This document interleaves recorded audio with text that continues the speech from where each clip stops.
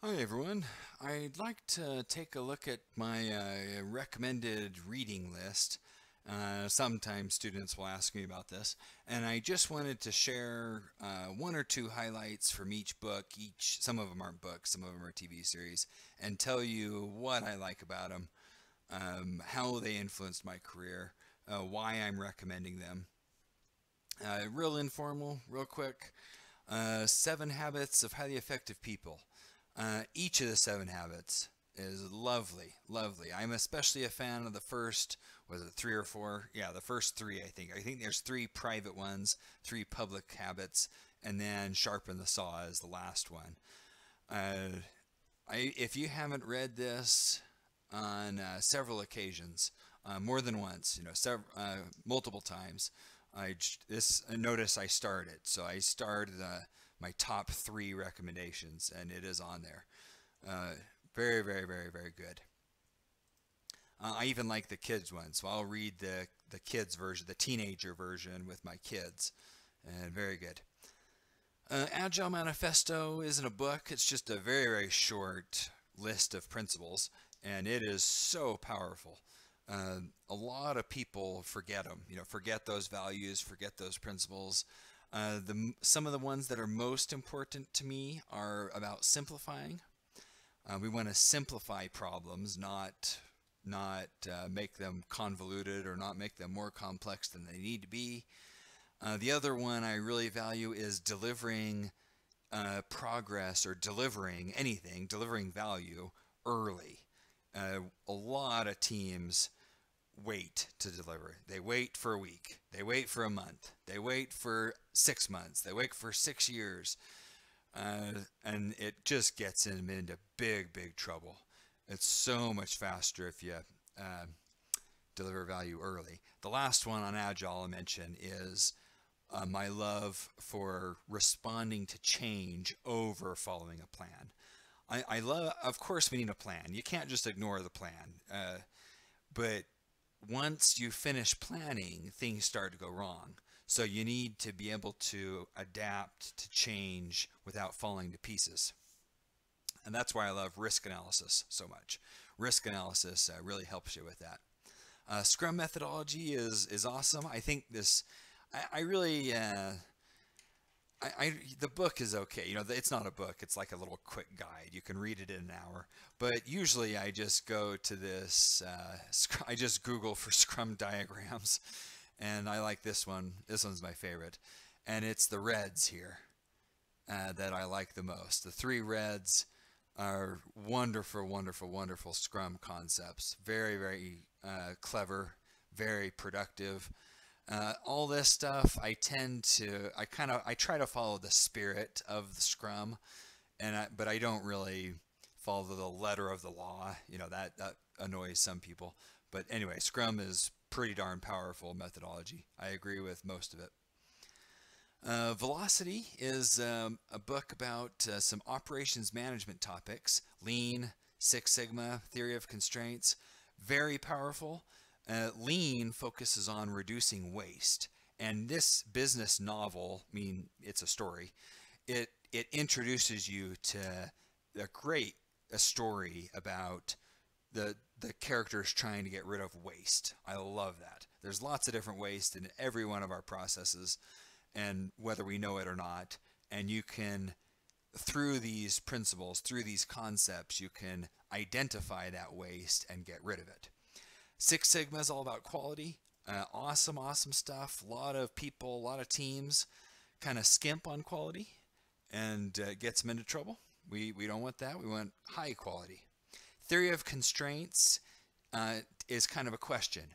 What is constraining my team or me from achieving what I want to achieve? What's getting in my way?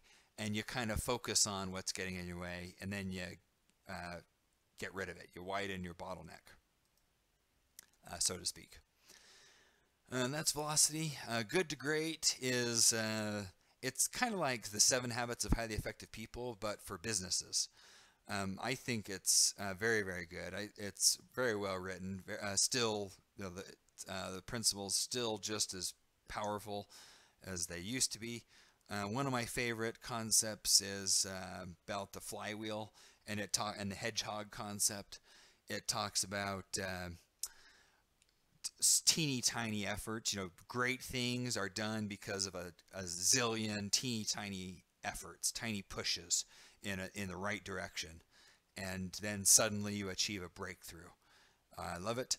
Breaking Bad is a series about it's on the darker side, about a professor who becomes a he manufactures drugs, but the business lessons in it are just awesome. The story is so great.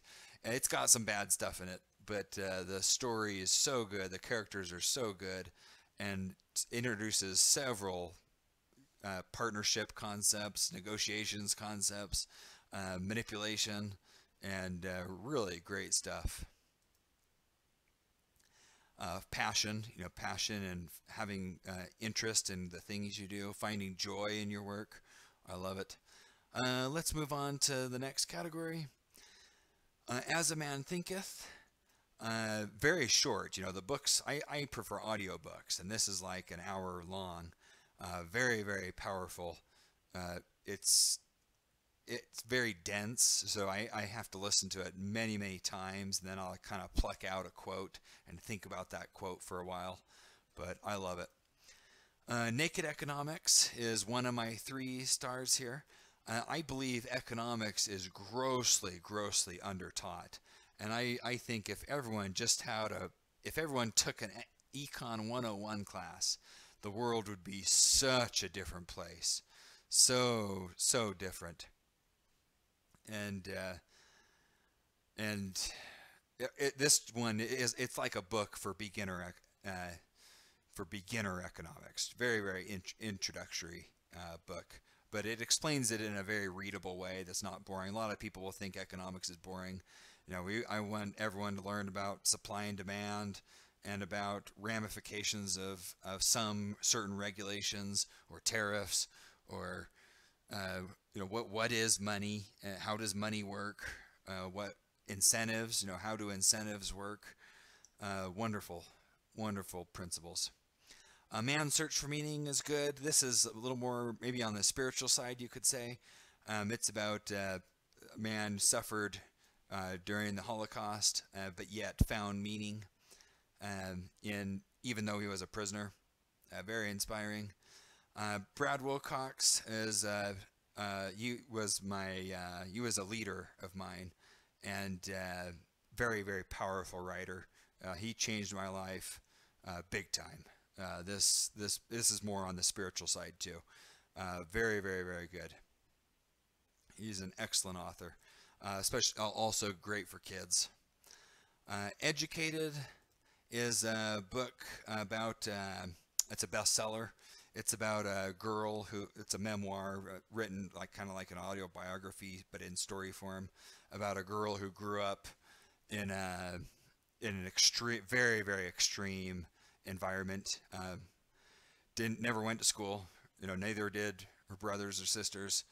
Several of her brothers and sisters never even had, or didn't get birth certificates. So it's a story about her escaping from ignorance and escaping from a very hostile environment. Very, very sad book, but I find it incredibly inspiring and powerful. And Parks and Rec, one of my favorite TV series. This is an awesome, awesome introduction to several ethics, politics, and economics concepts.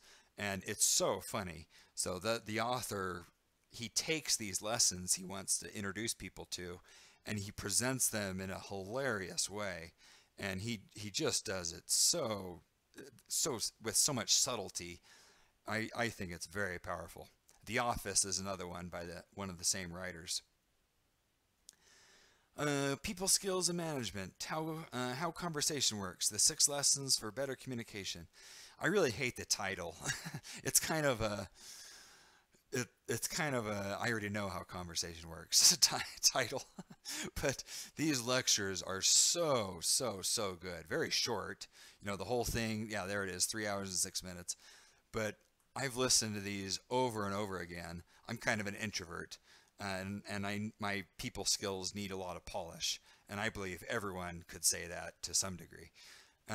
But these just break down so many different concepts that I never had heard of. The conversational table, the difference between being polite and being direct, manipulation, ingratiation, manipulating other people when someone's manipulating you, when you're ingratiating yourself with someone or someone else is ingratiating themselves with you, that kind of means buttering you up. Very, very, very, very powerful. So many new concepts. I wish they would teach these concepts in, starting in kindergarten, but I had never heard of them, many of them, till I read this book. The Big Bang Theory. Every single episode on the Big Bang Theory, I believe, could be. You could write a case study or 5 case studies on it. It's a lot about people skills, what annoys people. Sheldon Cooper is the main character, one of the main characters, this guy, and he violates every single people skill in the books, and he does it in a hilarious way that it's just so funny that it makes me think, oh yeah, everyone sees a little bit of themselves in the characters, right?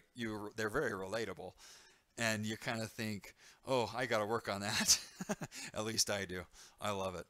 How to Stop Worrying and Start Living. This changed my life many years ago, and I didn't even think I had a worry problem, but after you read this book, a light bulb turns on, and you say, oh yeah, I worry more than I should.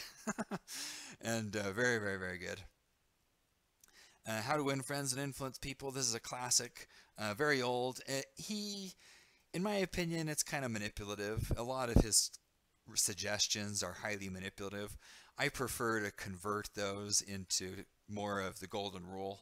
I believe in following the golden rule, and that's how I handle people. That's how I handle management, is the golden rule. But it still has many, many, many good suggestions. It's just in the how he words it that kind of bugs me a little bit. Whoops, and this one's on here twice. I'm going to erase that right now. And that's it. Thank you. Hope you enjoy these.